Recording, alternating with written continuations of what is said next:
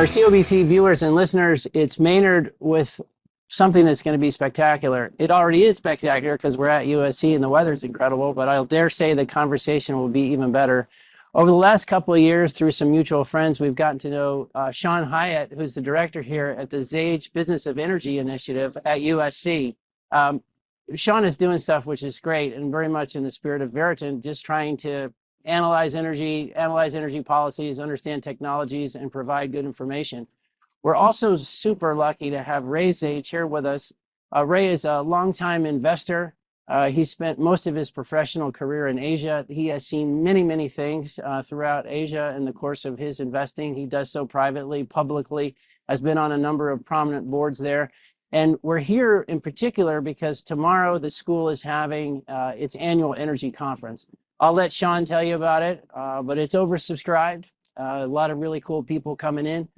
So guys, we're going to get to talk about the school, the conference. Ray, your background, Shon, your background. But before we get started, Mike Bradley, you're there at headquarters in Houston. Tell us a little bit about what's happening in the energy markets today. Yeah, Maynard, we hope you're having a great time at USC. We're doing fantastic here in Houston. But here's kind of what we're focused on this week: a potential U.S. government shutdown, another large OPEC oil production increase, and the coming Fermi American IPO. First, we wanted to give you some idea of U.S. government shutdown history. There's been 21 government shutdowns over the last 50 years, with the average shutdown lasting about 7 to 8 days. The longest shutdown was during Trump's first term, and it lasted 35 days. Now, the S&P 500 was down about 7% the week prior to that shutdown. It was actually up 13% during those 35 days of shutdown. It was down 2% a week after the shutdown. So just kind of gives you an idea of what happened the last time. But guess what? That was 35 days. I don't think the market's expecting that. I think the market's expecting something very, very shallow. So we'll see what happens. Now, from a bond market perspective, the 10-year bond yield's at roughly 4.15% and has pulled back just slightly from this impending U.S. government shutdown threat. Now, you know, bond trading is all about, we've said this, it's all about employment reports this week. Today, we had the JOLTS job openings reports come out, and that printed pretty much in line with expectations. We also have initial jobless claims and non-farm payrolls later this week. The issue is, if we do have an impending shutdown, and we have a shutdown tonight, those government reports will not be out this week. So that should, create a little volatility in bond markets. As far as broader equity markets, the S&P 500 is trading sideways. We pretty much have talked about equity markets being in sort of no man's land the last week and potentially the next few weeks. However, equity investors are going to want to see the outcome and the length of this U.S. government shutdown before stepping in or stepping out. As far as crude oil, WTI oil price is trading at just under $63 a barrel today. It's down about $2.50 to $3 a barrel this week, and we believe it's down for two reasons. The first reason, and probably the main reason, is that OPEC is going to raise oil production again at their October 5th meeting. That's what people are speculating. Most traders expected OPEC would announce another 130,000 barrel per day increase for November, but it looks like speculation is growing that they might increase by 500,000 barrels per day for the next 3 months, which means a total 1.5 million barrels per day on the market, which would bring all of OPEC's remaining curtailed barrels back into the market. Now, near term, that's pretty problematic. OPEC is obviously going after market share, which will increase the 2026, global oil supply surplus. Longer term, though, I think it's very constructive because there'll be little to no OPEC spare capacity left beyond 2027, and I think that's a really good thing for the crude oil markets. Second thing is potentially weighing in on oil prices is this 20-point Gaza peace plan from President Trump, which increases, the potential for more term stability in the Middle East markets and eliminates any potential war premium. We don't think there's any war premium right now, but it eliminates over time. As far as energy equities this week, we're following several energy stories, but for this week, we're going to highlight just one, and that's the Fermi American IPO. For those who don't really know who Fermi is, they're a planned 11 gigawatt energy and data center campus in Texas, and it was co-founded by Energy Secretary Rick Perry. This Fermi IPO is expected to price sometime this week. It might price as early as tonight, but with this government shutdown, who knows? Now, if this IPO prices at the top end of the range, then that would equate to $13 billion valuation. So it's going to be very interesting to see the level of equity investor interest in this REIT and how this Fermi IPO performs out of the gate and in coming weeks. Bottom line, if you've been looking at many of these SMR stocks lately, these IPPs or these fuel cell companies like Bloom Energy, they've all done extremely well this past year because electricity generation, especially generation for data centers, is a huge deal. And so investors are gobbling and eating these stocks up. With that, Maynard, we'll hand it back to you. We hope you're having a great time at USC. Fantastic. So guys, first of all, let me just congratulate you on what a cool initiative to try to bring thoughtful, classic, open debate about energy here to USC. Thank you very much. Well done. Well, Shon, maybe I'll start with you. I know, Ray, obviously, you guys have teamed up to make this possible. I think it was in 2023 when you guys got started. But Shon, maybe give us a little bit of the history when you came to USC. You've had a long time interest in energy.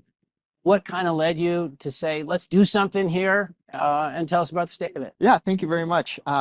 So yes, when I was at Harvard Business School, I did a lot of energy research, business of energy around the world. And it was fascinating to see how countries just manage energy systems very differently. Then I moved here to USC. I did a sabbatical in Europe in 2019 for a year to do research on their energy markets.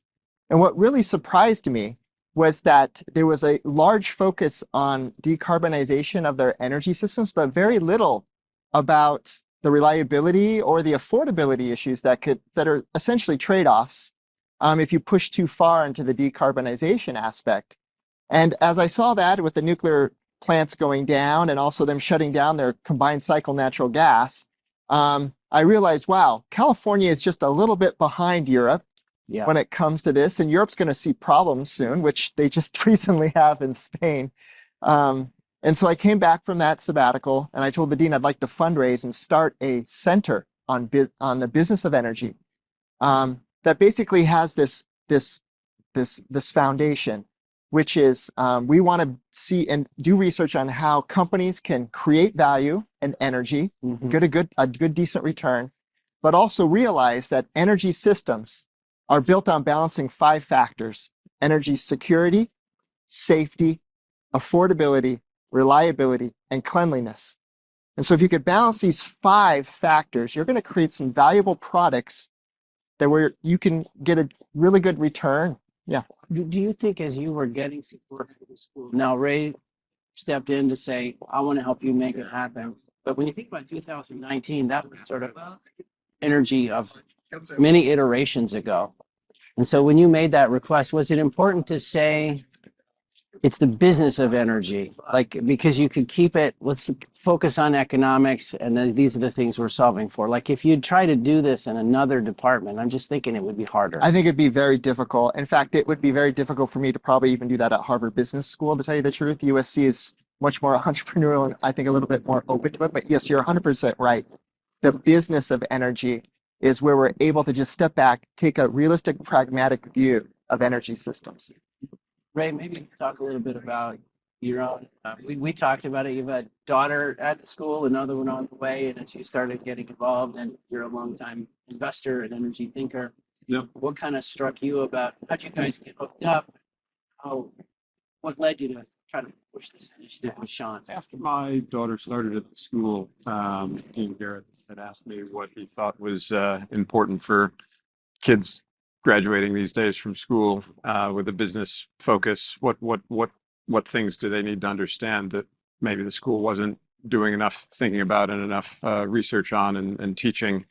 And it was clear to me from a lot of my experience in Asia and working, I used to work for a large multi-strategy hedge fund where a lot of our large investors were college endowments, and it seemed like there was just an incredible bias and focus on the cleanliness part of Shon's 5 objectives, which is clearly important, but it's not the only thing to focus on. And I wanted to sponsor more research and more teaching that was trying to be objective in the way that we looked at energy demand and the energy investment opportunity.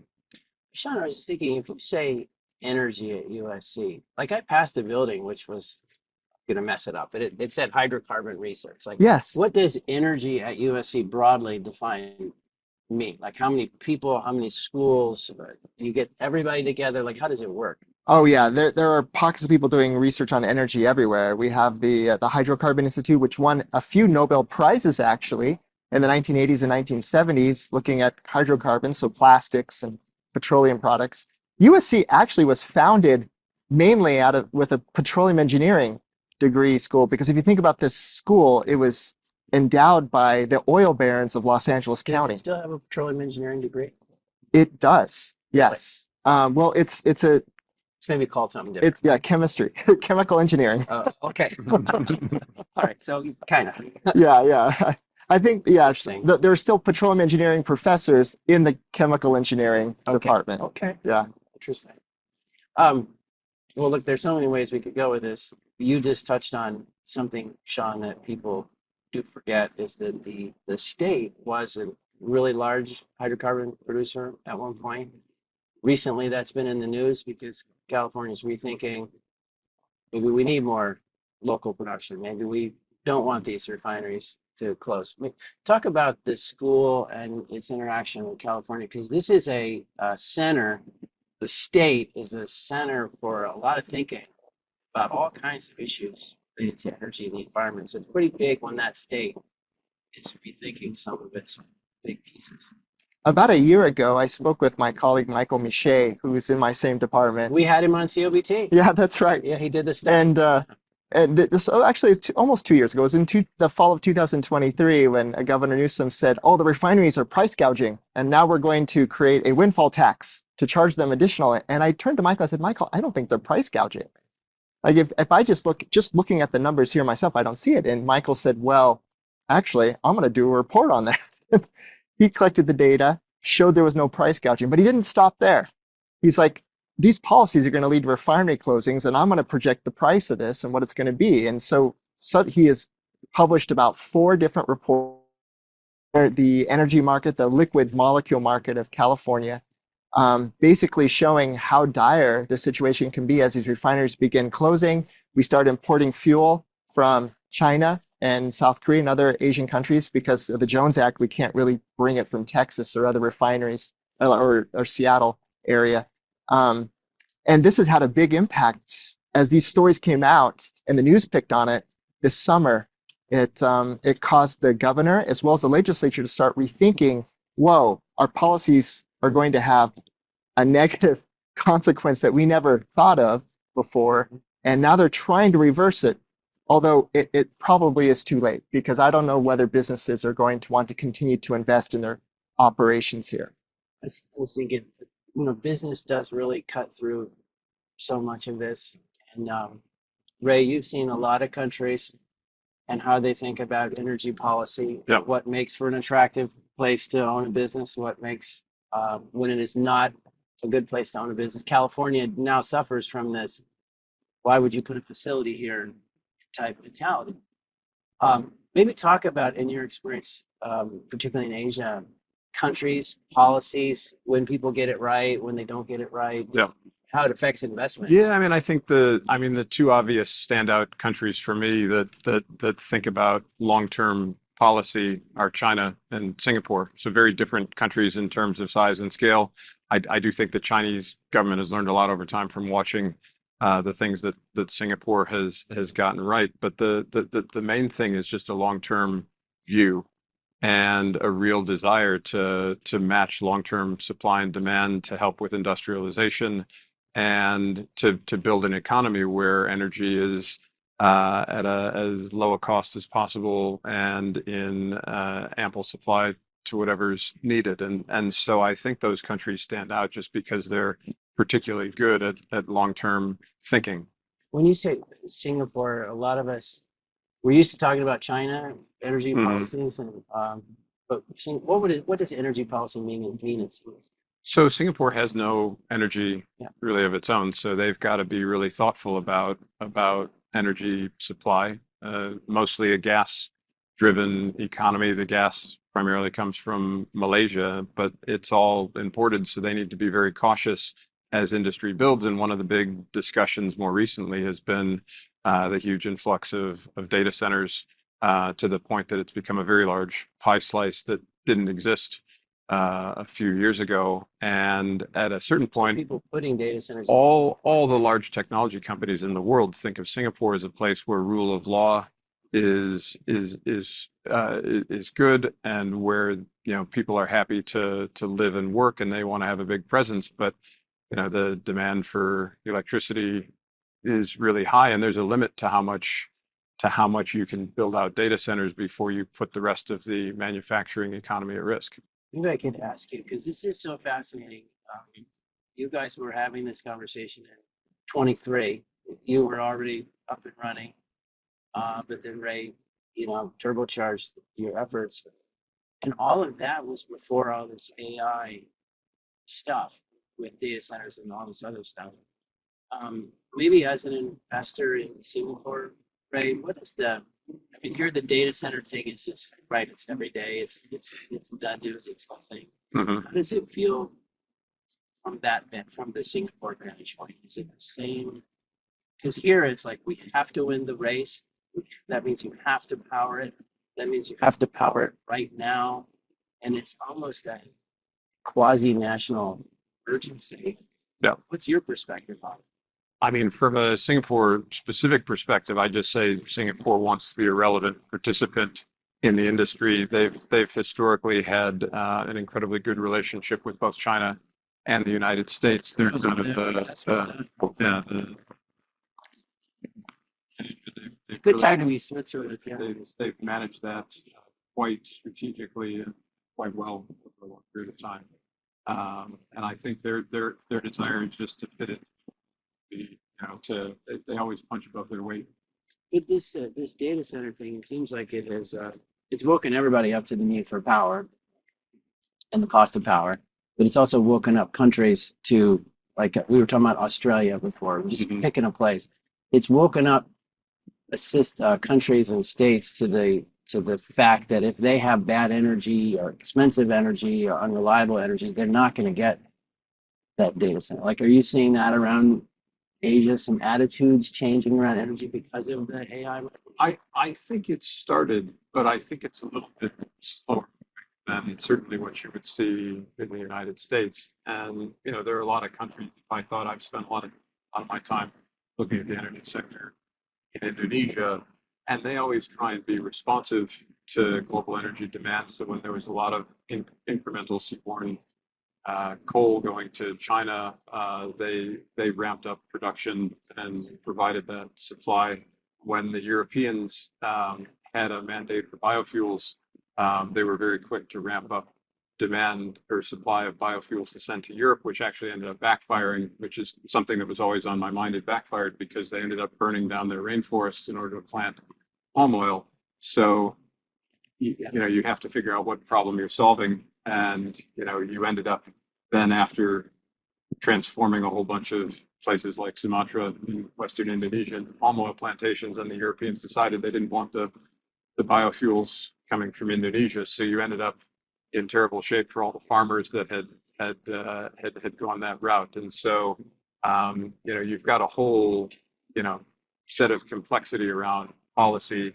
I think when I look at the world, most of the countries in Asia, to me, feel like they're at risk of falling behind as the world transitions. And the U.S. just seems to have a much clearer lead, along with probably China being the other large country that is thinking about this.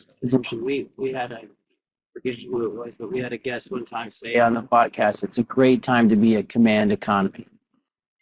He was talking about a command economy's ability to say, we're going to have the following energy system, no discussion, and do it based on cost and reliability.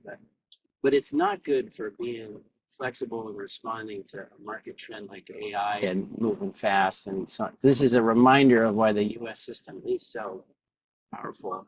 And we can change, like we just saw in California. I don't know if those comments strike you guys, but messy democracies that make messy energy policies, we can toggle and get them right. I guess that's the point. Yep.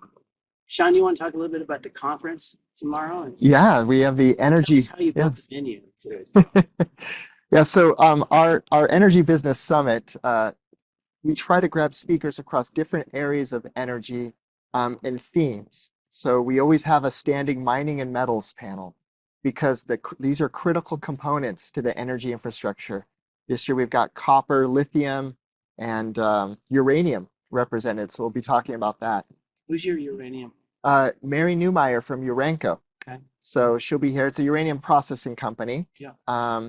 And she'll be talking about, I think they just struck a recent deal to produce some halo uranium for, maybe it was Alo, I think it was just recently, the SMR. And this is interesting. So as Mary was telling me, Urenco, they only want to produce stuff if they've got like a long-term contract with a company. So this presents a dilemma for the SMRs because we have so many small modular reactor startups in this country who only need a little bit for their pilot plant, and that's it.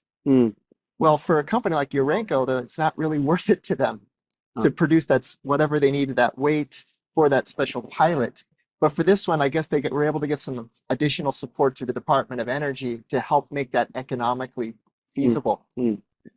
Very interesting to me. I did not realize that this has become a kind of a barrier for a lot of these SMRs. It's getting that just first enough of uranium to start their reactors or whatever they need, their radioactive material. We have a energy finance panel, which you're going to be on. Excited? With Steve Trauber and Dennis Cornell at Apollo.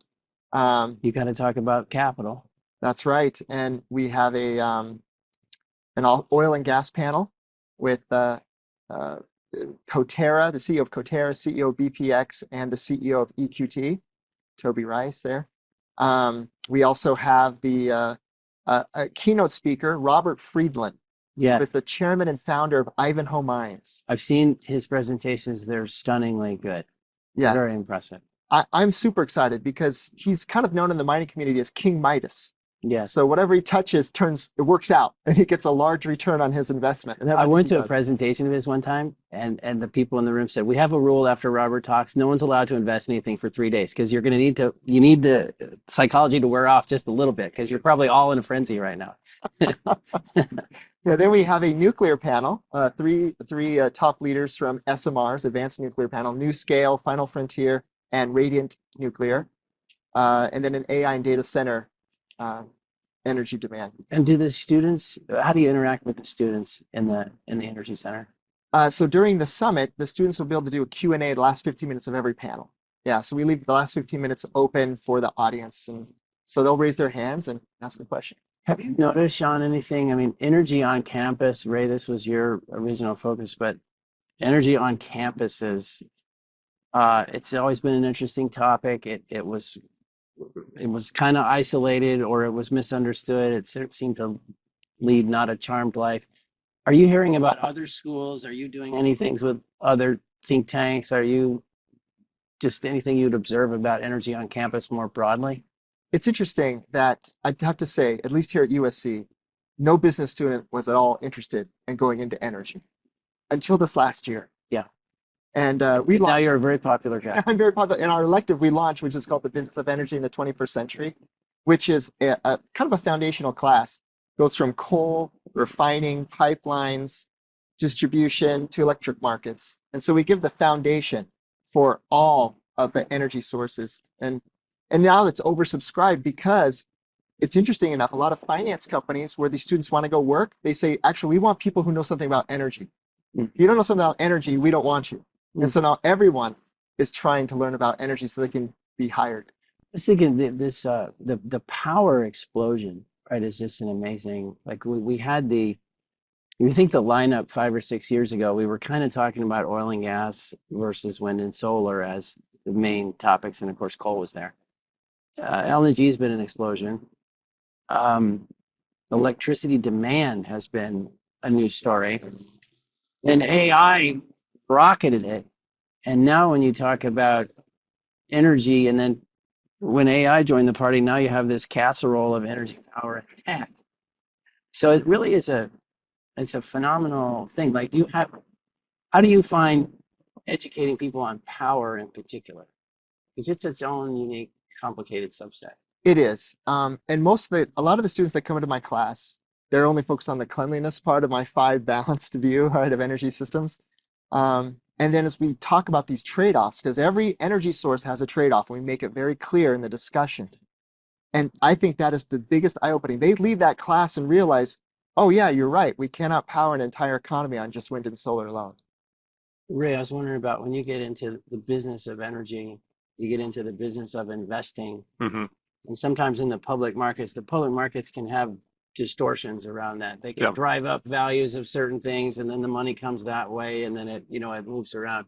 How do you think about long-term energy policy in a public market context when things are often moving around to the kind of the flavor of the day? I mean, I think when I look at investing across the energy spectrum, I mean, I've always kind of made my career as a bit of a contrarian, looking at things that are out of favor.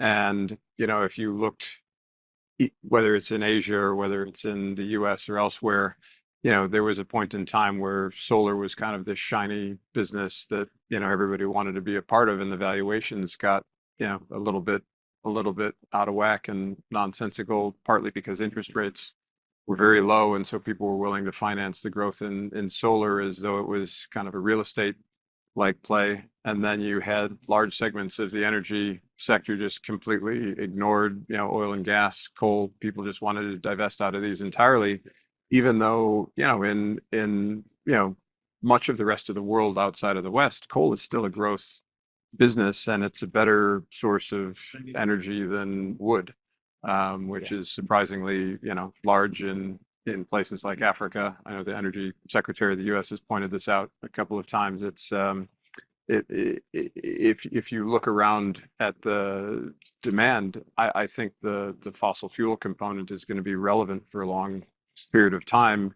And I often used to say it might be the cigar butt investment that's actually still a whole cigar. That if you've got growing electricity demand, you have to be prepared for demand to stay stable, to even growing across large parts of the world. And I don't think that's the way most of the Western world has thought about electricity generation and where it's going to come from. So you've been on the board of a coal company. Yep. The coal thing, if you will, is we have such a misunderstanding of it, and it's so maligned. And you're right; it's like so much better than some of the other choices down the food chain. What are some other things the rest of us don't understand about coal from your perspective? I think in today's media world, it was put into a single soundbite: coal is bad. Yeah. And the nuances of that, to say not all coal is bad, or sometimes there are good solutions that require coal, that added a bunch of complexity that in this day and age, It makes whether it's kids long. or news, Yeah. it's too much to talk about. TLDR, didn't have time to read about it. And I think when I look at coal, a lot of people don't even know the difference between metallurgical coal, used for steelmaking, versus thermal coal. It's all kind of put in one category, and the assumption is that it's all bad. But I can tell you, I've been to ultra supercritical power plants in Japan that are kind of the cutting edge technology, and there's almost a denial that these plants exist because they're actually quite emissions clean, even compared to LNG.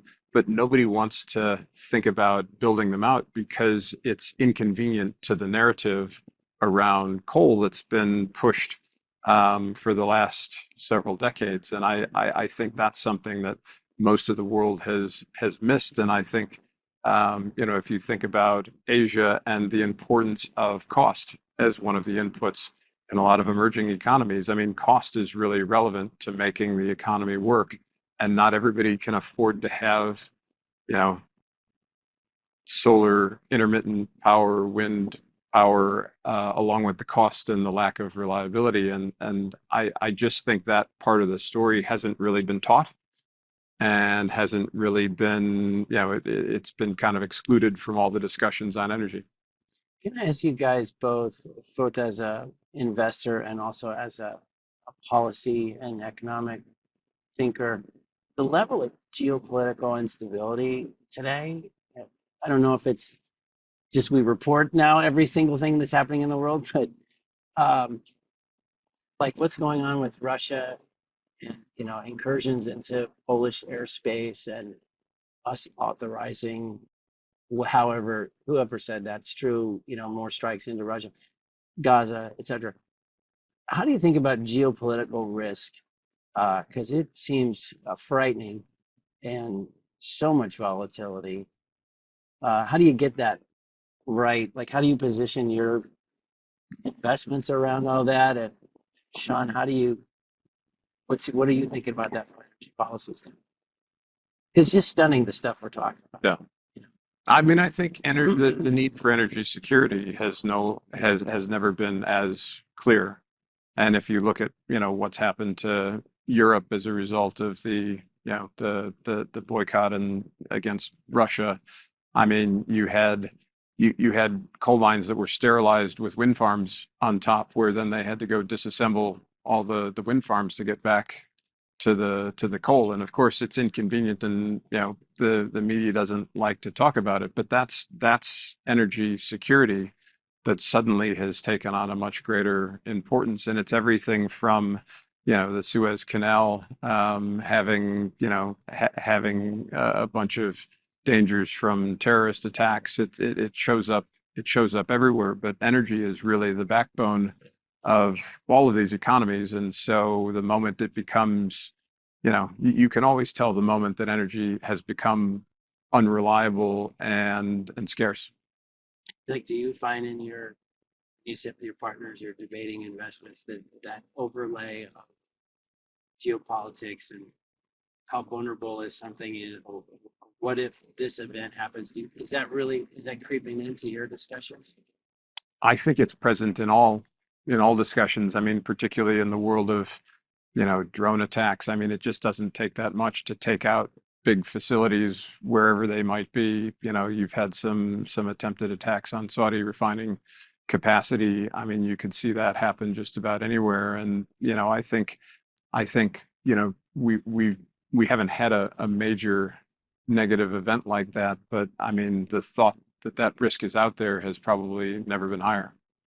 Shon, how are you thinking about these Ray risks? hit it on the nose. Energy security to me was exactly every policy I'm seeing, even in the United States, is about energy security. I think that's what Chris Wright and Doug Burgum's their whole focus on. Like, look, we're too reliant on importing solar panels from China, or all the wind components. Almost all the wind components come from China that we've been importing, as well as batteries. So if we're going to kind of outsource our entire energy system to China, which has now become, I suppose, a geopolitical competitor, as we could say, right? Then this is a very dangerous situation.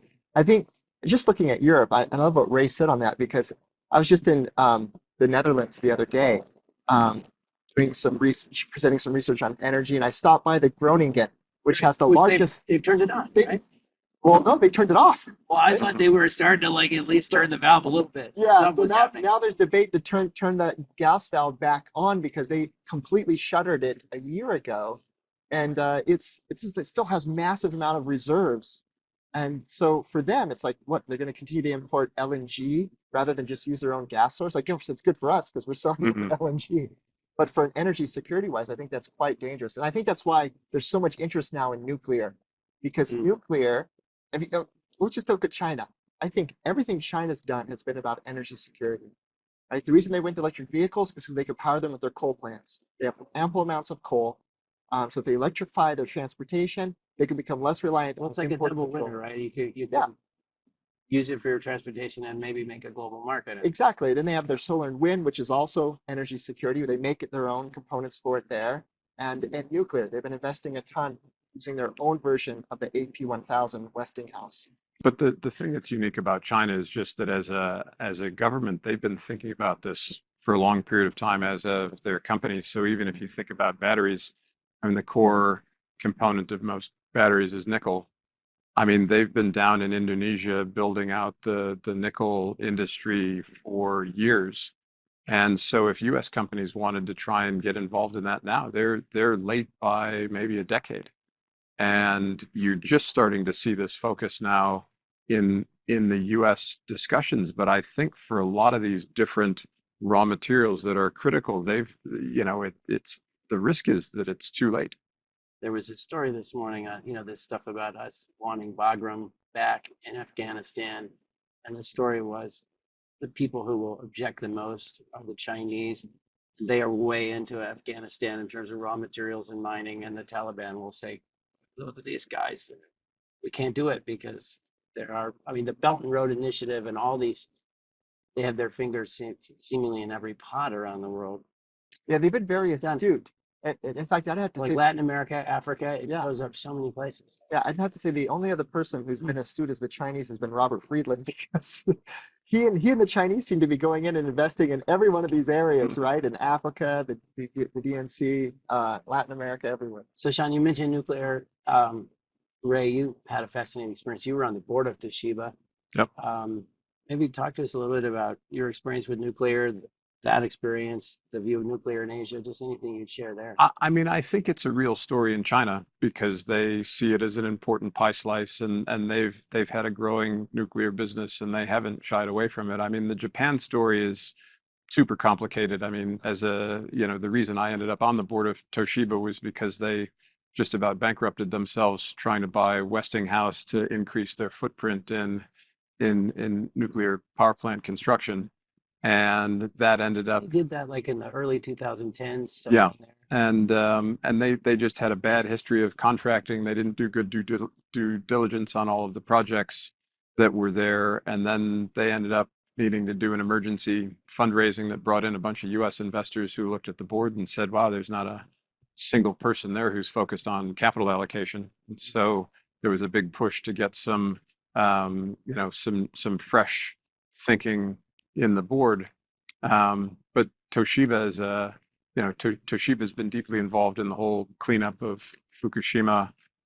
Japan obviously has a whole bunch of nuclear power plants that have been mothballed, and there's a thought to bring them back on, and that it could be part of the solution for a country that just now has come around to the conclusion that maybe energy demand is going to grow for the first time in a very long time, and that they might need to turn some of these plants back on. But the biggest problem you have is often more about human capital, that all the people that knew how to run these plants and manage the risk of these plants are now in their 70s and 80s, and they're not around to be involved. And if you think about how many people in Japan or elsewhere that thought nuclear engineering was a good place to spend a career in school or to try and find jobs. I mean, there really is a bit of a shortage in talent for the traditional historical business.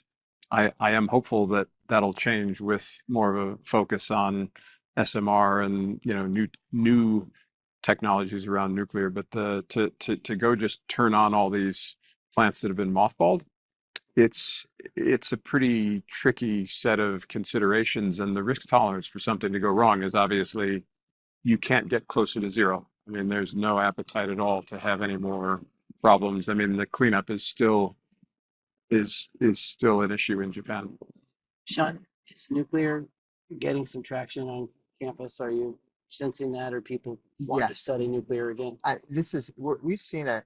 Well, I think one of the reasons why nuclear now is making a comeback is because this younger generation were not born around when 3 Mile Island happened or Chernobyl, right? And so they don't have the same sense of negative stigma associated with nuclear as like the older generation. And they're excited about it. Maynard, everyone I talk to, they're all talking about, oh, well, let's just do nuclear. And what do you make the tech companies are so dominant in California, the culture, the success, Silicon Valley, all of that. And they're now more actively involved in energy. They have to have it. They're thinking about it. They're partnering. They're funding some initiatives. What do you make of that development, and how is that affecting the energy discussion here at USC? Is that a really? It seems like a really positive breakthrough to get people to think more holistically. Yes, it is. And in particular towards nuclear, because they become very positive about nuclear. They're quietly investing in gas, though they don't want to say they are, but they are, as we know. And so this is actually creating, I think, a lot more tolerance, and people are waking up and realizing, oh, energy systems, you need to have a broad portfolio of different inputs. And so to me, I think this is very positive. And now with the technology companies having this pragmatic view, I think our energy policy in the United States and in the state of California may moderate more to more of a pragmatic stance.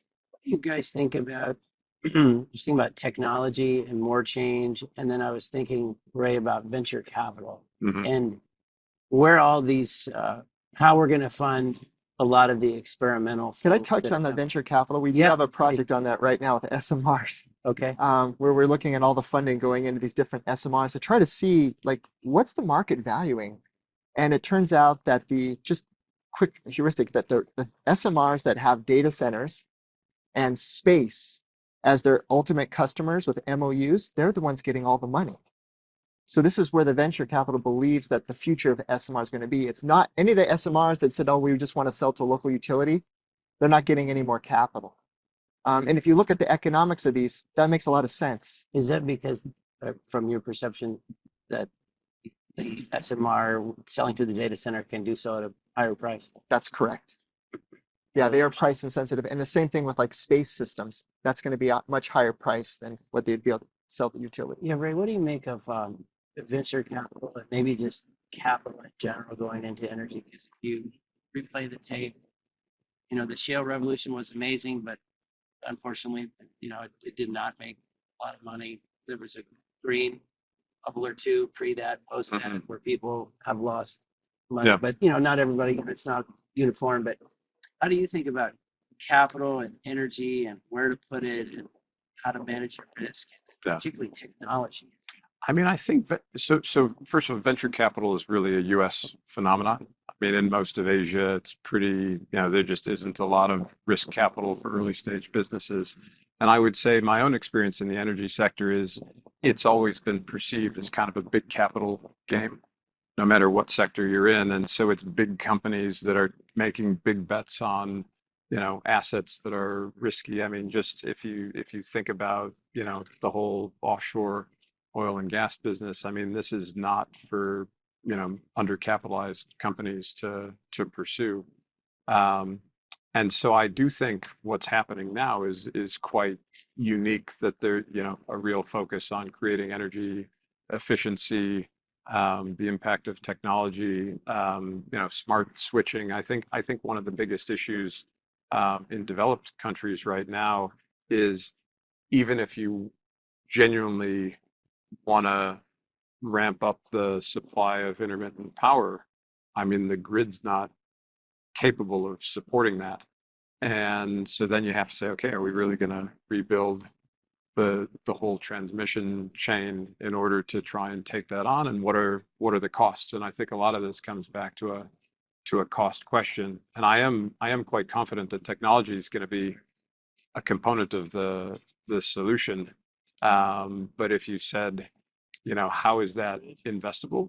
It's, I mean, to me, to be honest, I think it's much more interesting to look at things that are kind of out of favor, where you know that the energy demand is still going to be there. I mean, it's and so to me as an investor, I'm optimistic that maybe there'll be some better solutions, but probably not funded with my investment. I'd rather find some other things that are already there and cheap. I was thinking one difference in it's broad based, but Asia, China, places like that, they still know how to do big projects.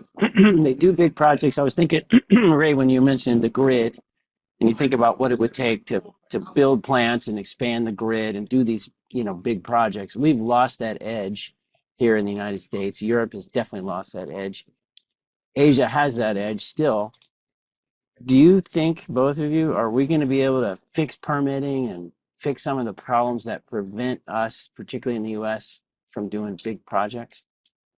I mean, I'm optimistic from a policy perspective on some of the changes we've seen recently. I do have some broader concerns. I mean, you know, I've lived in Singapore for a couple of decades now, and I mean, I've watched from afar the Western world become incredibly polarized politically. And, you know, the fear I have, if I were the CEO of a large energy company, I mean, the real risk is, you know, you're one election away from having a shift back to a different mindset. And so if you're looking at big multi-billion-dollar CapEx projects, I mean, I think you need to be pretty certain that you're not going to get the rug pulled out from under you somewhere down the line. And, there's a state and local component that makes that complicated as well. Yeah, I agree 100% with Ray. We need congressional action. And it has to be laws that are very clear with very little ambiguity for the next president to interpret it in like 180 degrees. Yeah. Have you, this depoliticization of energy, which would be very important. If we could pull it out of this stuff we fight about, it's kind of what you've done here a little bit. That's what I'm trying to do. Yeah. So you're trying to do. Energy supply and reliability shouldn't be a political issue. It should be. Yeah. What are you feeling like? I mean, you obviously have a lot of momentum. I'm leading the witness. I know the answer. But what does this center look like 3, 5, 7 years? I mean, we want to be the thought leader when it comes to the business of energy, meaning like where is capital going to be investing in energy and why, right? That is our goal. And I believe we've got quite a bit of success. You asked about policy. We've been partnering with a couple of different institutes already, the Hamm Institute for American Energy and the National Center for Energy Analytics on various policy proposals that will go eventually to both the Congress and the White House. I've already given 2 presentations to the Senate Committee on Energy and Natural Resources regarding data centers and energy, as well as the conversion of gas peakers to full-time combined cycle natural gas. And it was very well received. We'll see what happens there, but they're very pragmatic. We have one or two last questions, guys. I was thinking when you were talking there about peaker plants, are we going to get over the hand wringing about natural gas? Do you think? Like it's sort of, we all know it's a great fuel. Nothing is perfect. There's trade-offs with everything. But it seems like if you mentioned the tech companies quietly doing some natural gas things. Do you think from your policy perspective or sentiment perspective that we're just going to say, you know what, it's great. Let's roll. Let's just be full on pro natural gas and stop debating that as a flavor? Well, in my view, I think natural gas is clean, right? If it's burned, if it combusts correctly, all you get is water vapor and carbon dioxide, right? And there are ways to mitigate carbon dioxide emissions from this as well, right? So I hope so. I mean, I really do. It has been classified as a transition fuel in Europe and in many other countries. So you mentioned a lot of this was set off by a 2019 trip to Europe. Yes. What's your outlook for Europe? What do you think? I'll give my quick view, and I'm sure Ray. I want to have Ray's view too. I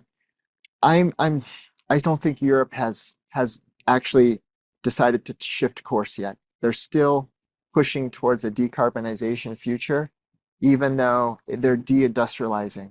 And things are going to get a little bit more worse before there's a change in the elected officials and a change in their policy. Ray, what do you think about Europe?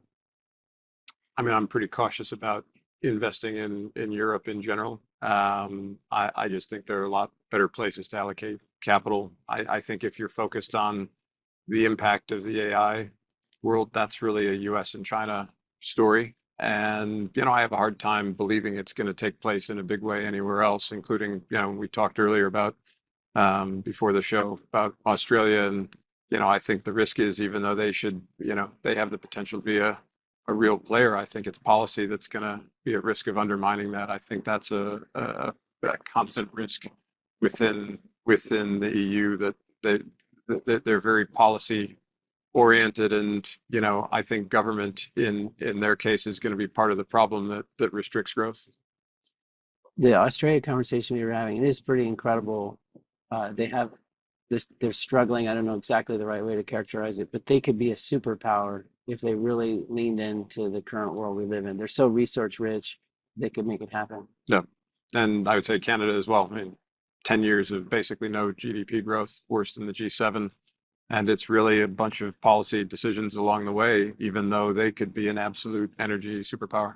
Shon, you mentioned the study you guys did on gasoline, and just as we wrap up here, do you think it's hard for voters and the public to try to put together, they're busy, they have lives, they're not energy experts, they're not, investment experts. How do you are people starting to draw the line from certain energy policies to therefore certain amount of business to therefore a certain kind of economy to therefore my life, my world? Are those linkages in your mind becoming more pronounced? I don't think it's happened yet. I think right now we've got the first step, which is people are realizing it's too expensive with energy. So much of this is self-inflicted. That is correct. Yeah. I mean, I was just with the Public Utilities Commission of California, and speaking about, I just spoke with the CEO of an energy company, a large one here in California, and he told me, Shon, the one thing that keeps me up at night are the energy prices. But there's really nothing I can do about it because these have been mandated by the state of California through the renewables projects and everything else, the renewable portfolio standard. Yet this is his biggest worry. And I told the PUC, I said, the problem here with our energy pricing, affordability, you guys talk about it, but it's your policies. It's California policies that are causing this. And I'm saying this from a business professor, and I see it. And they looked at me and they said, we know that it's our policies that are leading to this price increase. So it's very much aware among the bureaucrats and the professionals in California that it's the policies that are correlated with the high energy prices. And that they know, is that a new thing, or kind of sort of everybody's always known? It's just a question of what are they going to, that's a hard question for you to ask, answer. But I think it'll have to get to the point, like you said, where it gets to right now, they feel the pain, they don't like it. The next step is, are they going to do something at the voting box, right, to show their discontent or at least speak to their elected officials? When I give interviews here, I always say, the reporter asks me, what can you do about it? And I say, the people need to speak to their elected officials. Yeah. But I would say, I mean, there are two things that are a real risk to elected officials, and it's when energy gets too expensive and when it gets and when it becomes unreliable.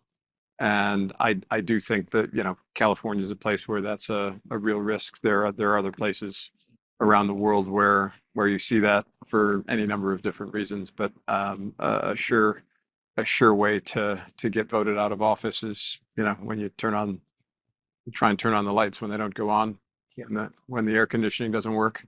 You know, it's funny. Our very first podcast when we started Veriflame was with former Secretary Baker. And that's exactly what he said. And that was 2022. But people have to kind of relearn that lesson about liability and cost. Well, guys, you're to be congratulated here. This is fantastic. I know it's been many, many years in the making. Shon, you've been leading this effort for a long time, but it's got a lot of momentum. And Ray, thank you for helping Shon and pushing this, because it's fun not just to see it, but also to see it at USC, where, you know, you think of California as a place where it'd be great to influence the thinking out here. Thank you. yeah. Thank you for coming out and being a part of it. Absolutely. Can't wait for tomorrow.